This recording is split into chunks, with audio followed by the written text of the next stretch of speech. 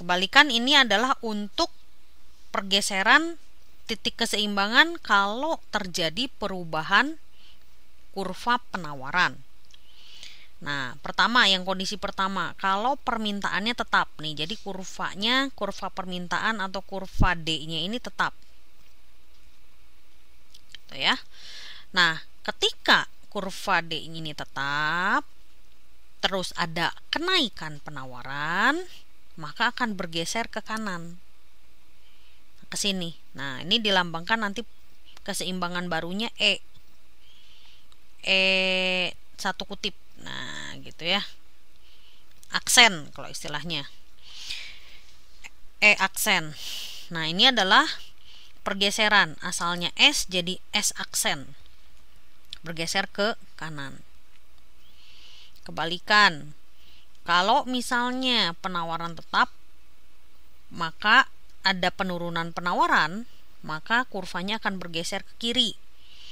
Akan mendapatkan harga keseimbangan baru double aksen. Nah, karena kurva S double aksen. Nah, gitu. Jadi ini geser ke kanan kalau naik penawaran, kalau turunnya penawaran bergeser ke kiri. Nah, itu tentang pergeseran titik keseimbangan. Oke, sampai situ. Teman-teman ada pertanyaan nggak?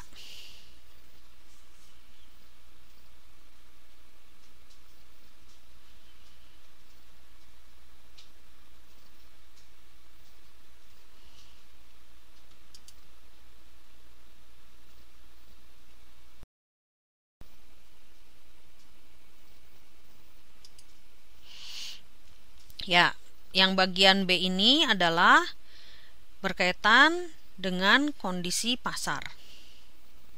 Nah, kita lihat apa sih yang dimaksud dengan pasar. Nah, teman-teman kayak ini sudah tidak asing lagi kalau kita bicara mengenai pasar, betul nggak? Apa tuh pasar?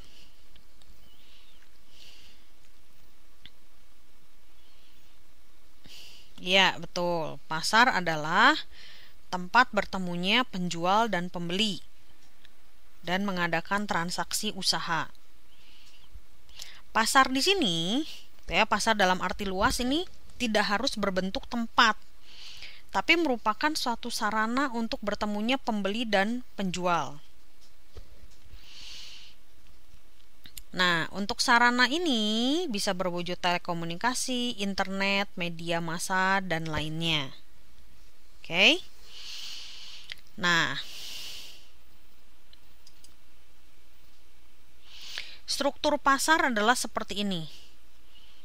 Ada pasar persaingan sempurna, pasar bukan persaingan sempurna, dan juga untuk pasar input. Oke ya. Untuk pasar bukan persaingan sempurna, ini ada 4. Ada monopoli, monopsoni, oligopoli, persaingan monopolistik. Sedangkan untuk pasar input atau pasar faktor produksi itu ada 2. Ada pasar modal dan pasar tenaga kerja. Nah, ini hari ini kita coba bahas ini ya.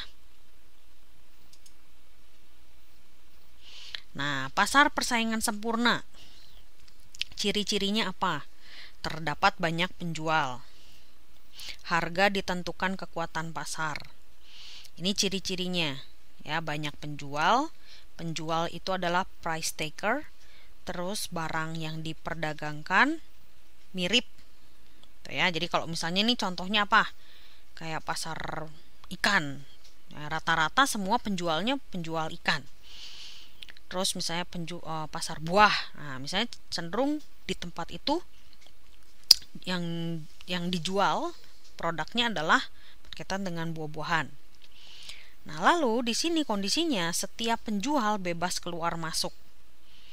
Nah, lalu penjual dan pembeli saling mengetahui tentang informasi pasar, ya, harganya juga. Jadi pada pasar kondisi seperti ini, harganya itu nggak akan bisa sampai terlalu jauh perbedaannya.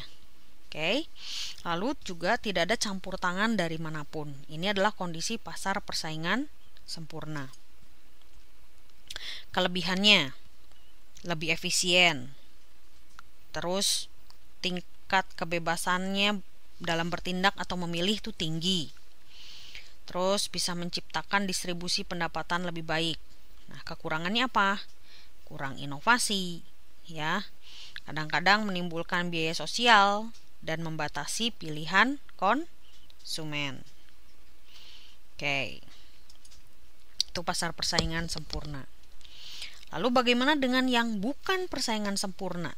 Nah, ini terjadi bila satu atau beberapa syarat dari pasar persaingan sempurna yang tidak terpenuhi. Nah, ini ada macam-macam: monopoli, monopsoni, oligopoli, dan persaingan monopolistik. Nah, sekarang kita lihat ya satu-satu. Nah, pasar monopoli yaitu satu penjual atau produsen saja. Makanya disebut monopoli, ya. Karena dia hanya menjual satu jenis barang. Karena cuma satu jenis barang, dia tidak butuh iklan. Dan pembeli nggak punya pilihan, mau nggak mau kalau dia butuh hanya bisa beli ke penjual tersebut. Terus tidak ada barang pengganti atau substitusi. Nah, terus di sini perusahaan dapat menentukan harga. Oke.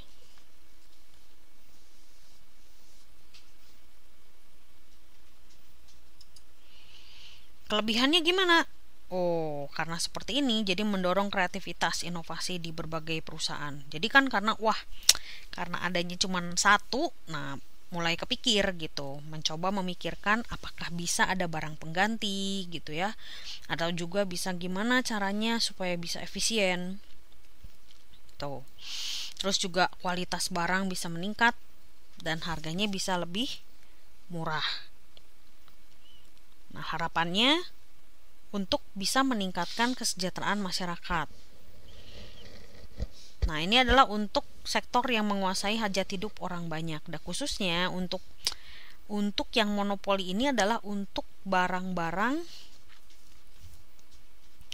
yang menguasai hajat hidup orang banyak dan harus dikuasai oleh pemerintah. Itu ya. Kekurangannya ketidakadilan, kecilnya volume produksi. Lalu juga timbul unsur eksploitasi dari monopolis. Nah, maka terjadi inefisiensi atau pemborosan. Nah, ini adalah kelebihan dan kekurangan pasar monopoli.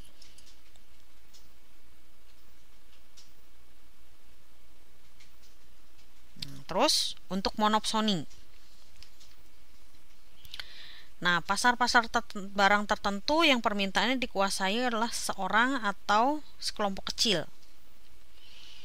Nah, gitu. Ini kebalikan. Kalau tadi monopoli adalah satu penjual, kalau monopsoni adalah satu pembeli.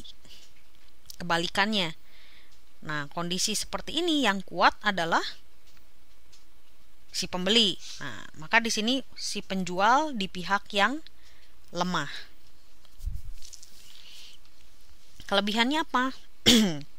Kualitas barang terjamin, harga produknya tidak terlalu tinggi. Kekurangannya produsennya ya karena pembelinya cuma satu, ya.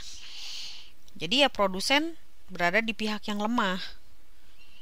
Terus produksi juga tidak efisien karena terbatas pembelinya.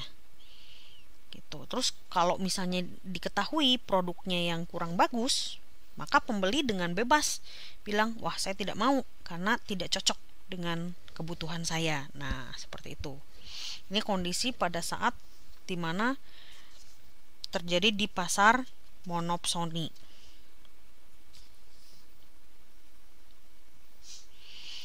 Contohnya apa coba? Kalau pasar seperti ini.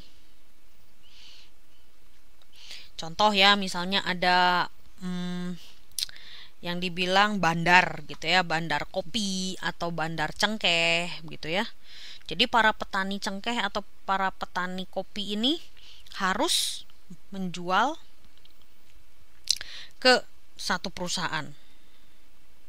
Nah, kalau misalnya tidak sesuai dengan kualitas, maka si bandar ini bisa dengan mudah mengatakan, oh saya nggak butuh karena kualitasnya buruk. Nah seperti itu ya. Nah ini adalah kondisi pasar monopsoni.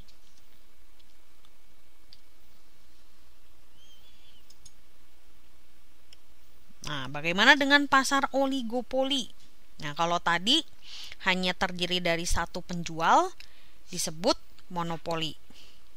Kalau ada beberapa penjual disebut oligopoli. Tapi kalau hanya dua penjual disebut duopoli. Nah, ini ciri-cirinya. Produknya yang dijual homogen. Kalau berbeda disebutnya differentiated oligopoli. Nah, terus produsen yang baru dalam pasar masuknya, produsen baru tidak sesulit dalam pasar monopoli. Terus ada saling ketergantungan. Perusahaan yang satu akan mempengaruhi dan dipengaruhi oleh perusahaan yang lain. Nah, contohnya apa nih? Ada beberapa penjual. Nah, contoh nih teman-teman. Kalau teman-teman punya handphone, kira-kira punya mereknya apa aja nih? Yang rata-rata teman-teman punya. Merek apa handphonenya?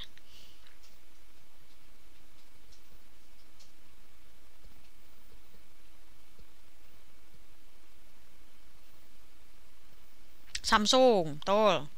Sony, ya. Apple, ya, oke. Betul. Nah, ini adalah dalam kondisi oligopoli. Jadi kalau kita bicara tentang produk handphone, kurang lebih itu adalah produsen atau si penjual, ada beberapa penjual yang udah punya nama gitu ya, atau yang memang banyak orang pakai. Samsung, Sony, Apple, betul. Oke, good. Itu yang disebut pasar oligopoli. Nah, lalu misalnya kalau kita bicara tentang mobil.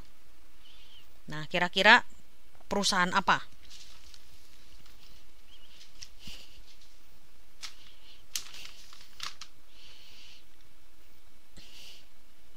Daihatsu, Toyota, good. Honda, ya. Yamaha, oke, good.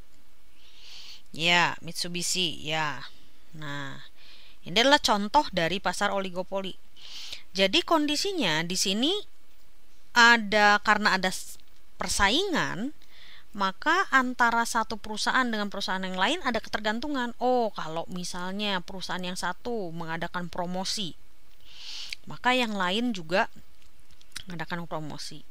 Atau yang satu mengadakan inovasi tertentu, misalnya untuk kendaraan lebih cepat atau lebih irit bahan baku.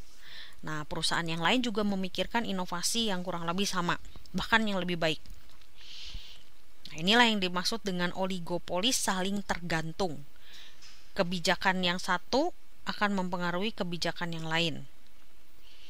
Gitu. Ya.